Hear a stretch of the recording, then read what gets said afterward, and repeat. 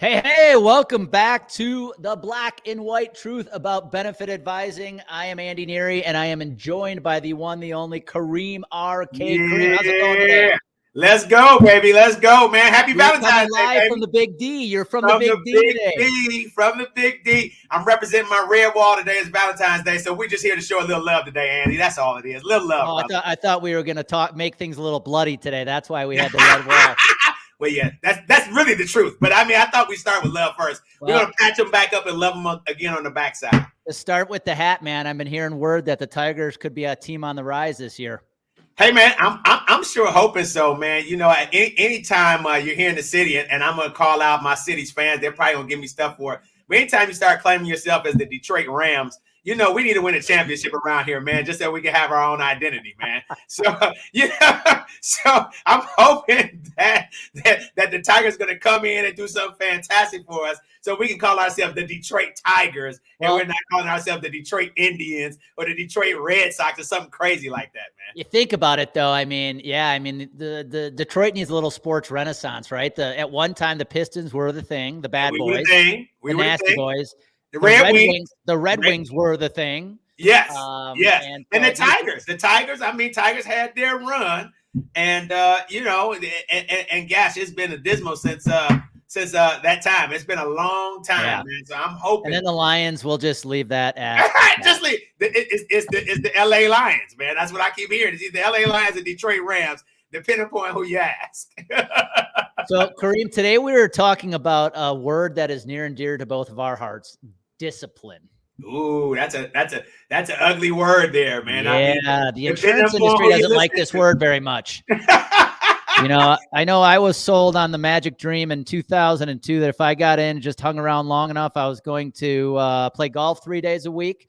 Average income in the insurance industry is about $200 and some thousand, and never once was I taught that you actually have to have discipline. Oh man, you mean you have to do something? No, I was taught see prospect, sell prospect, pitch product, and you'll win. And that's it, huh? Yeah. So how did that work out for you? Talk about that. How did that work out for you? It's why, if you go look at my resume, it's why I hopped around a little bit early on in my career, my friend.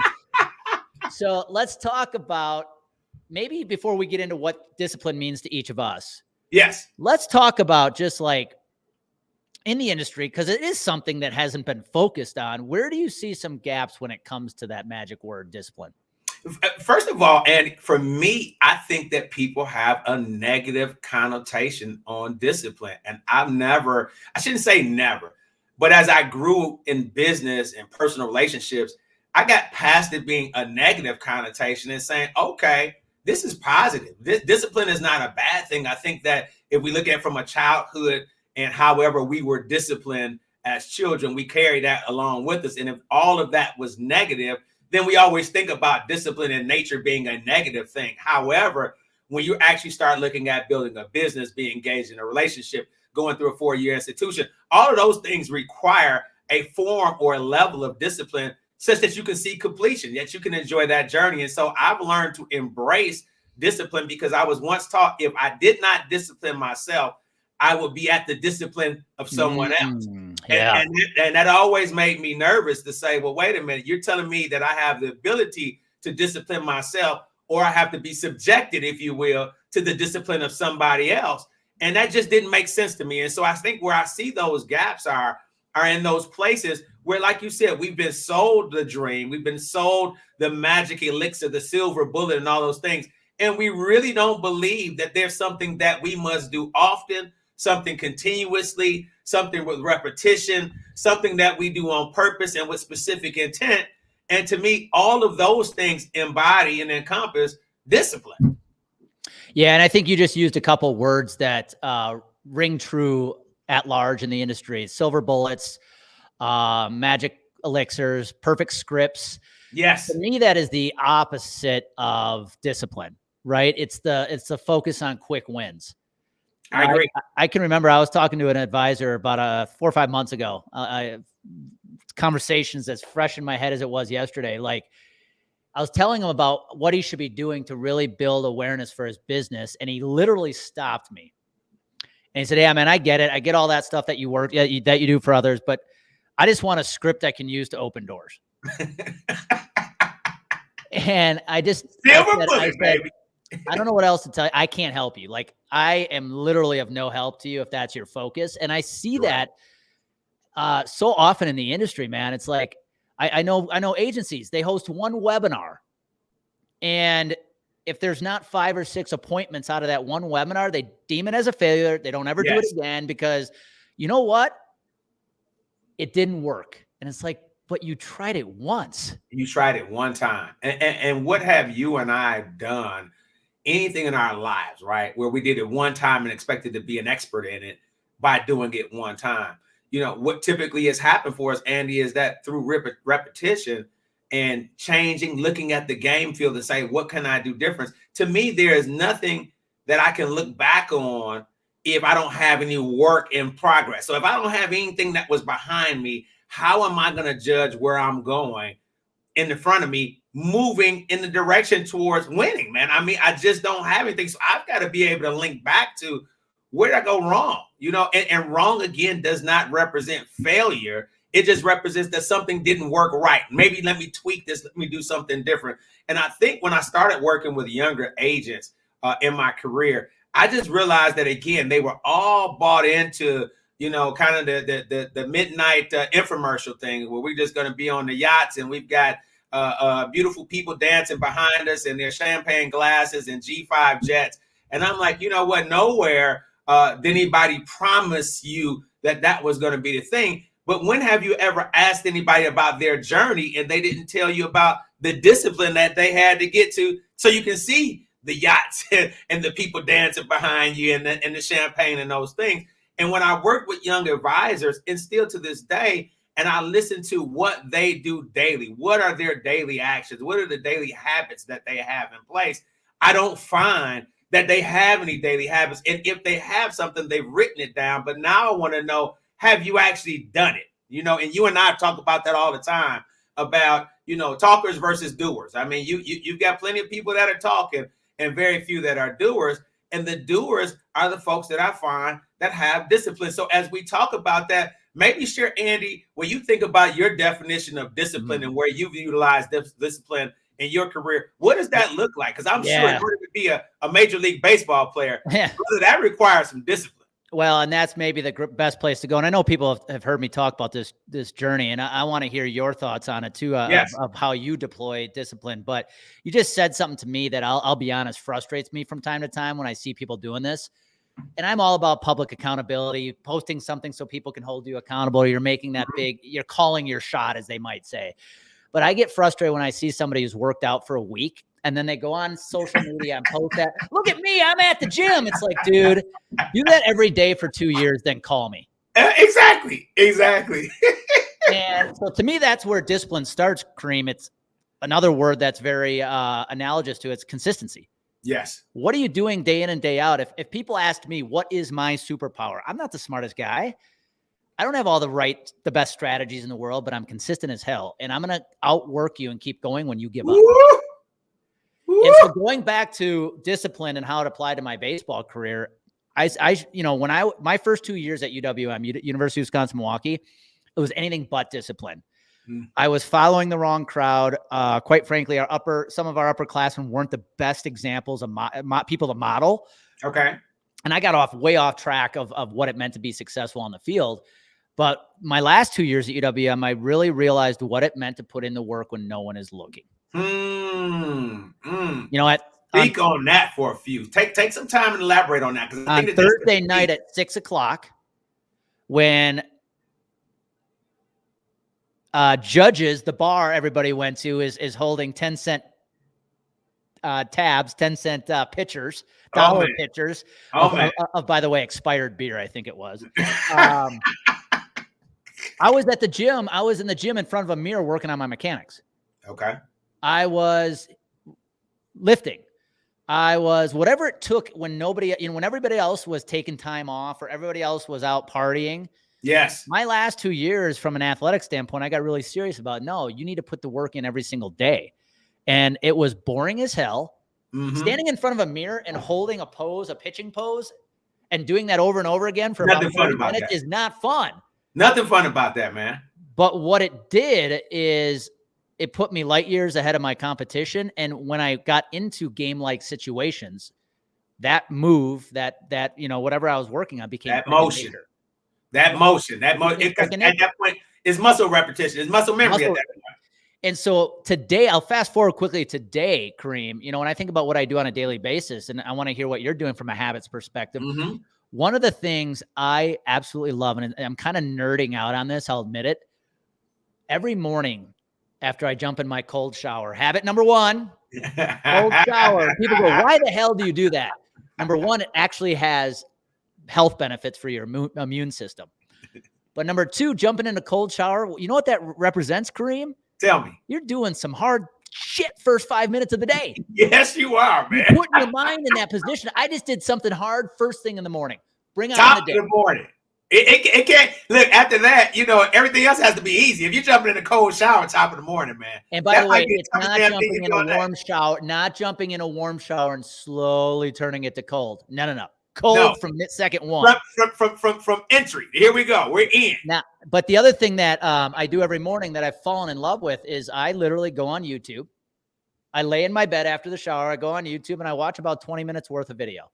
Nice. On a specific topic, whether it's crypto. You and I have talked about crypto. Yes. Marketing, time management, happiness, joy. I don't care what it is. Right. I want to get smarter and better. And I know 20 minutes one day may not seem like a lot. What's that going to do for you? But now apply that for 365 days for 4 or 5 years. Come on, you're getting a college education in 1 year. In 1 year by 20 minutes a day watching video on YouTube. So to me, it's those habits day in and day out, those things that don't seem sexy.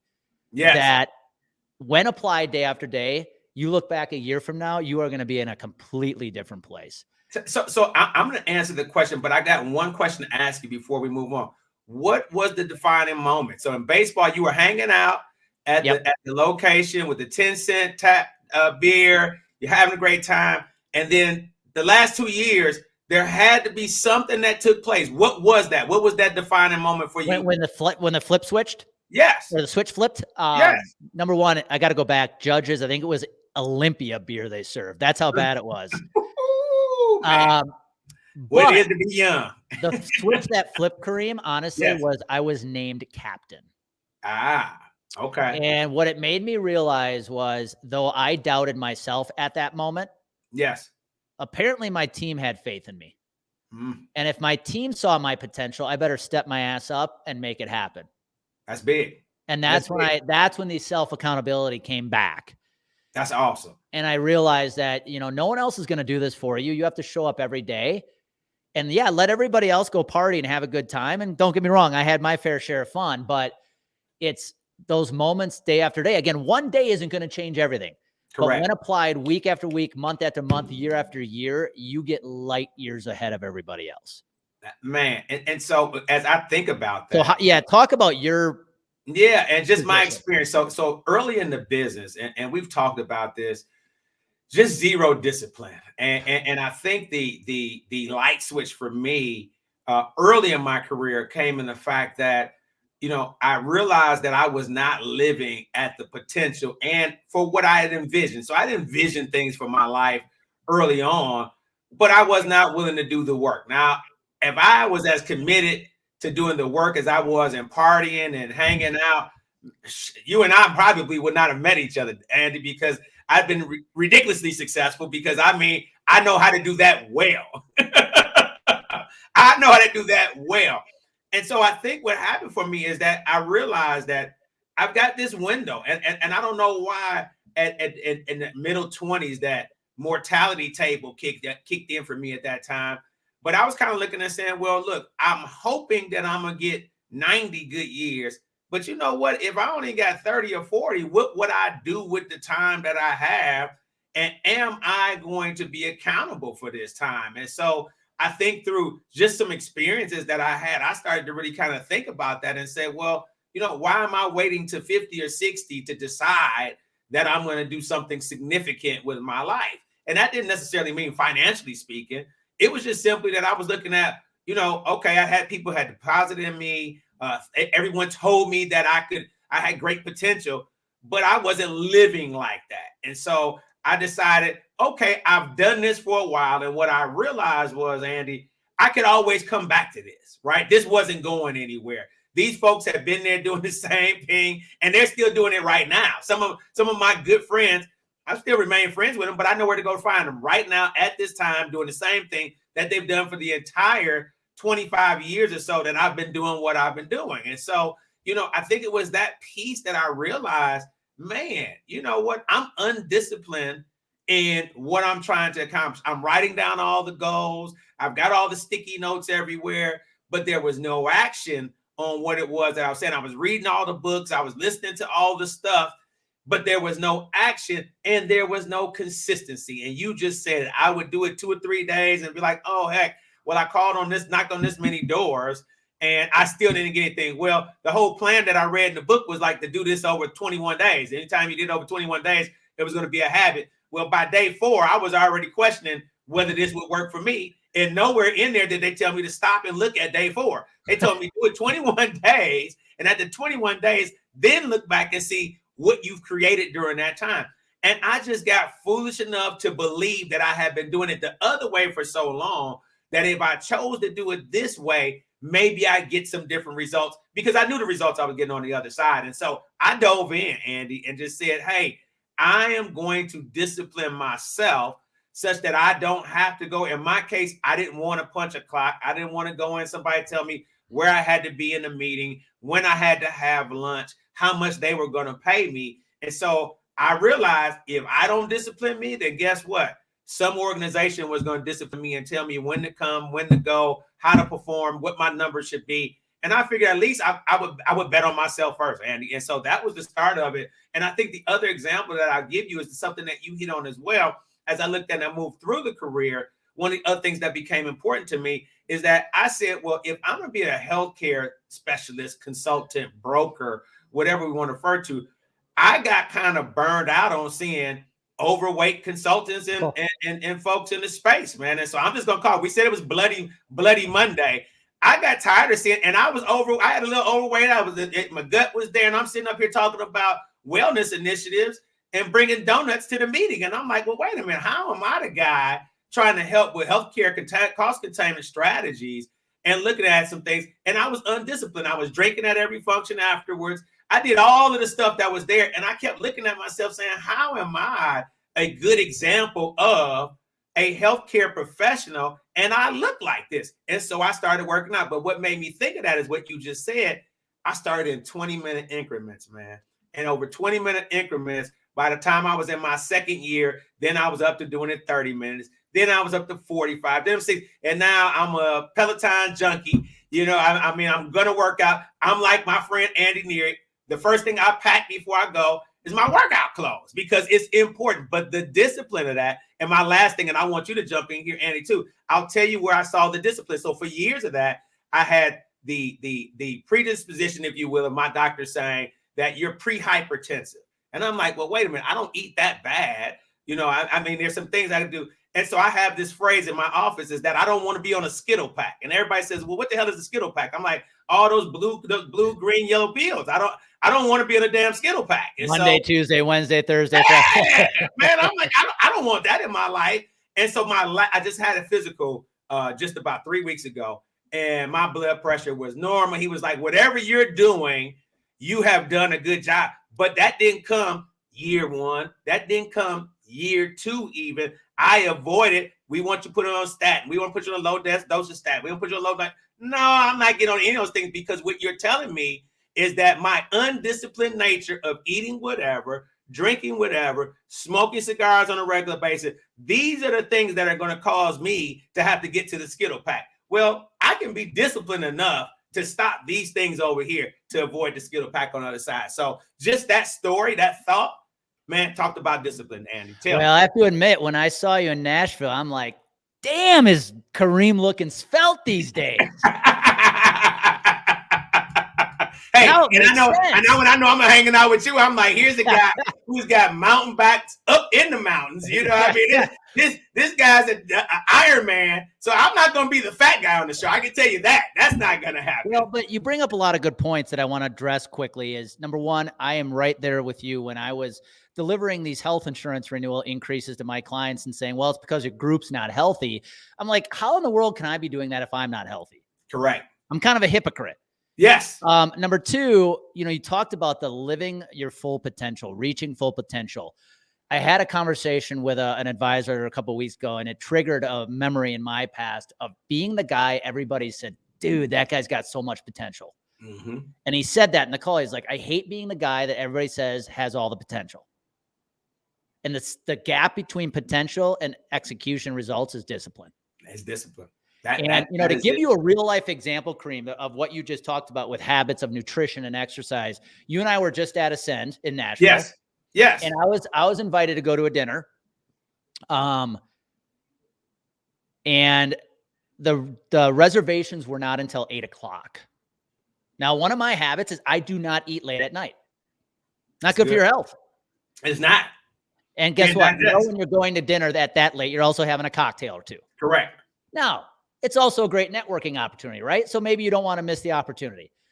Well, discipline to me was, I said, you know what? That's great. I'll join you guys, but I'm eating dinner at 5 and I'll join you for a cocktail. Makes sense. Because my discipline is I do not eat that late because I know what it does to me the next day. So I'm going to eat when I know I need to eat. I will join you for the networking opportunity, but it's having that discipline to be like setting boundaries. I think discipline also equals setting boundaries. Yes. Yes. And we see a lot of our peers allow these boundaries to completely dissolve when the timing, when you're at these functions and having a good time. But man, those habits it's got to apply not just to business, but to your life as well. And I think that those are the times where the discipline really matters, because it is, again, like you said, when everybody's watching, I mean, you got to figure out at that point, can I stand alone and stay true to my beliefs at this stage that I don't eat at 8:00 at night, even though everybody's going to go in, they're going to eat well, we're going to drink well, it's going to be a great time. However, that's not part of what I'm doing right now. So I'm okay standing alone and saying, you know what, I'm going to go and network. I'm going to hang out. I'm going to have a couple glasses of water or whatever my soft drink is. I'm not drinking at this point in time. And again, we're not saying no drinking, because I'm going to cocktail. But that discipline, if I know I don't want to show up at my next physical with them telling me that now my numbers have shifted and changed, when I know that I had a direct impact on what was happening with them before, I've got to really think about that. And it's the same with our business. When we're looking at the numbers and we look at somebody that gets that quick shoot, I see these reps that come in and they may have that fast start where they just go and right up front, they go and they kind of knock the ball off the cover. And then 6 months after that, they hit this low because they haven't figured out. They had that immediate success, but it was based upon whether they had a great contact list at that time. It was based upon that they networked with these folks over here, but there was no consistency of filling up the pipeline. There was no consistency. So now when they hit the wall, because we all going to hit it, it's part of sales. And I don't care what you sell. You could be selling candle wax for all I care. You're going to hit that wall if you're doing this year over year. And the only thing that breaks you through, in my opinion, is discipline, because discipline can be measured, right? That's not emotional. I'm not feeling this way. How I feel doesn't matter if I get up and I pack my clothes and I put my workout clothes in. I mean, I did that on purpose, right? That wasn't about whether I felt like doing that. It came down to, well, what are the disciplines that I follow?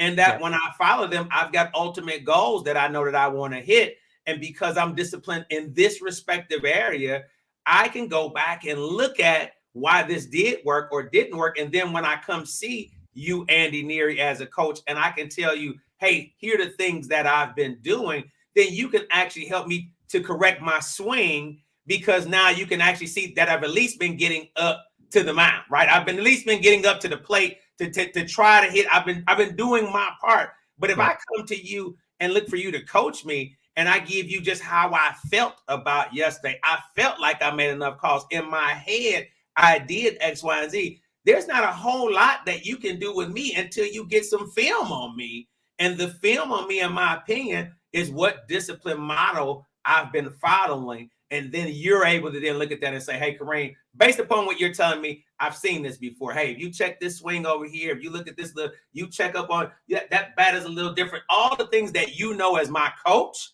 to tell me, I give you something to work with now. Well, and I think what you just said there was so beautiful. It was success comes from when decisions are made from habits. Yes. Not with emotion and how you feel. No. Not at all. So let's wrap this up. This was a great conversation. If we have a young advisor who's listening in, and if you're listening in, thank you. Absolutely. We appreciate you. And you wanted to give that person, that young advisor, male, female, a piece of advice around discipline, because they do. Anybody can catch lightning in the bottle. Anybody can catch lightning. With the perfect product at the right time, whatever it might be. But without discipline, you can't sustain it long term. Correct. What advice would you give that young advisor who is like, okay, you got my ear. What can I start doing today to be more consistent and to build around sound discipline? I will tell you something that you and I have talked about consistently until without Ian, Andy, and that's time blocking, man. Like just knowing where every minute is being spent. Because I think what ends up happening is that young advisors and old advisors, because I've been guilty of this, have this mental gymnastics going on that you think that you've done so much work, because in your mind, you know what you put down on your calendar as to what you were going to do. But if you can't actually go back and say to yourself, from 8 to 10, these are the things that I'm going to do. I'm going to leave this idiot thing alone for a second. I'm going to set it aside. I'm going to stay off social media, because between 8 and 10, all I do is make calls. That's what I do. And until I look back at 8 to 10 to see that I've made the amount of calls that I said that I was going to make, whatever that number is, then I have not completed that time block from 8 to 10. Whatever that is, to me, that is the most efficient way to discipline yourself. Because if you worked a job, Andy, and you work for somebody else, they would tell you what should be happening between 8 and 5 each day. They would lay that out for you. So now if you take that same thing, and I used to always hear people tell me, Kareem, if you treat this like a job your first 3 to 5 years, then you'll never work like it's a job again, because you'll already have that discipline in order. You'll know what to do. It just becomes second nature. And so as a young advisor, I would want to know, how am I spending my time daily, and being honest with myself, give myself a month to just track. What does that look like day in and day out? And be honest with yourself. No sense of lying to yourself, Andy. I mean, that didn't make any sense, right? You know, but when you're able to really track through, and you realize that you had a 2-hour window spent there, and you realize, man, I sat my ass on TikTok for 30 minutes of my 2 hours. So I really didn't complete the 2 hours there. Oh, I decided to go to the grocery store to pick up food for the kids,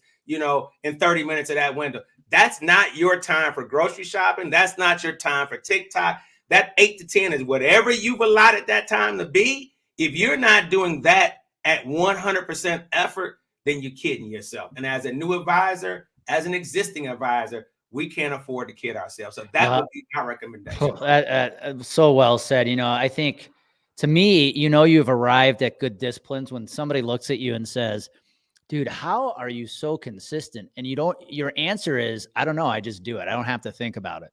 Man, the discipline that I see with you and your business, Andy, and this is not even a shameless plug. This is just real talk. When I see the post on LinkedIn, when I see the work that you're doing, I see the advisors commenting on you, I know from where you started, when you started on this journey. And so now when I'm out and about in the field and people are talking, oh, you know Andy Neary? Yeah, I know Andy Neary. And now I'm like, oh yeah, I know Andy Neary. And you didn't know Andy Neary when Andy Neary was starting to work. I know Andy Neary when Andy Neary was starting to work, when Andy Neary was trying to figure out who Andy Neary was, putting the work together. And I think that's a safe deal, right? I mean, when we look at it, I'm like, okay. And when you told me this is what you're going to be doing, I'm like, damn, that just makes sense. But I've also watched you do the consistent things and the discipline of all the shit that nobody else wants to do. Everybody just wants to show up on a podcast with 10,000 listeners and think that they're going to hit the jackpot. And I've watched you on interviewing 100 people, different people all the time, a different format, a different platform, tweaking it, making it something different. That's discipline, my friend. And I've just watched you, and you are an inspiration to me with your discipline, because I'm like, damn, okay, I know that if I'm going to work with this brother, I've got to stay as disciplined as he is, because if I'm not, then it will show. It will show. You know. Well, and now, Kareem, you get this. First of all, thank you. That's humbling. But you get to say, "Oh, Andy Neary, you know him? Yeah, we got a podcast. It's called the Benefit Advisor." By the way, we are turning this into a podcast. I don't even know if Kareem knows that yet. Hey, game time. Here's my advice, Kareem, that I would give that young advisor. Tell me. When you do lean into habits and getting super disciplined, also know that there's going to be people who don't like it. Some of your close friends, could be family, and they dislike you being the old you that you've always been. Kareem, you talked about you have buddies you still know are probably at the same bar on the same day at the same time having the same beer. Today, those kind of folks aren't going to be happy with you changing and you leaning into this discipline. But I will tell you, hands down, I hate to get this advice might sound harsh, but if they're holding you back from achieving your full potential, sometimes you got to let go to elevate. You got to let go. You've got to let go. You've got to let go, and it's okay. It's okay. And they'll come around. And those that don't come around, you know, as people have said before, Andy, that people are in your life for a reason, a season, or a lifetime, right? Yep. And so if that becomes the season that they were there, then that's fine. There'll be people that will replace them. But as you get around people who think like this, it's going to be hard for you to be around people who think like that, because no longer does that challenge you. That's not sending you in the place that you want to be, or the place that you're going to. And now you're in a space where you're working with other folks that are saying, hey, this is what we think. This is how we attract this. You want to know what we do? Well, our discipline has allowed us to be in this place. The discipline of going, as I told you, even coming to that meeting when it was snowing and when everything, and I could have just said, I ain't going to Nashville. That didn't make any sense. But the discipline of going was everything, because it was us being able to kick off, get some things started, do some other things that came from that Ascend meeting. So I'm excited. I think, again, as we talk about these things, these are the things that make a difference. I mean, the products, all the products are the same. I mean, if we were to take all these carriers and all these solutions, everybody's got the same thing, the same process. You know, they're all arrows in the quiver. But unless you're able to get up and get back in the game over and over and over again, that discipline will never even get you an opportunity to talk about all these wonderful things that you can bring as solutions, because you haven't done enough to earn the right to be in front of those folks, man, because you earn the right because everybody's trying to get in front of them. So this is exciting times. I'm glad that we're attacking the issues that we're attacking, because then I think that if we're going to keep younger advisors coming into this space with us, Andy, we got to blow off all the smoke and mirrors. We've got to get rid of the stuff and say, hey, these are the things that have made people successful for years, and nothing has changed in that regard. Yet, truly, is there some technology, some other things that you can use, but there's still nothing that's going to outperform work, bro. Work is the deal, and disciplined work will give you the best results, brother. Absolutely.